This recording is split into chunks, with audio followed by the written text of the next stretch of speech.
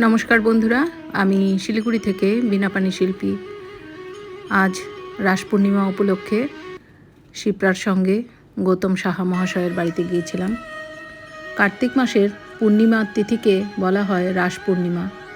হিন্দু ধর্মে এই তিথির বিশেষ গুরুত্ব রয়েছে। এই দিন অনেকে মা লক্ষ্মীর পুজো করেন।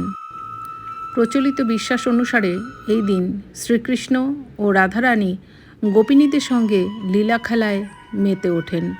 ঈশ্বরের সঙ্গে আত্মার মিলনই হল রাস। বলা হয় যে কৃষ্ণের সংসর্গে এসে গোপিনীদের মধ্যে অহংকার তৈরি হয়েছিল। গোপিনীরা যাতে নিজেদের ভুল বুঝতে পারে তার জন্য কৃষ্ণ অন্তর্ধান হয়েছিলেন। গোপিনীরা তাদের ভুল বুঝতে পারে এবং শ্রীকৃষ্ণ গোপিনীদের মনুষ্য জীবনের পরম সত্য বুঝিয়ে তাদের অন্তরের আত্মাকে শুদ্ধ করে তোলেন। তাদের সকল মনোবাঞ্ছা পূরণ করেন, তাদের এই জগতের মোহমায়া থেকে মুক্ত করেন। কিছু স্টিল ছবি তুলেছি, শিপ্রা আমাকে তুলে দিয়েছে, আমি শিপ্রাকে তুলেছি। স্মৃতি হয়ে থাক। সবাই খুব ভালো থাকুন, সুস্থ থাকুন।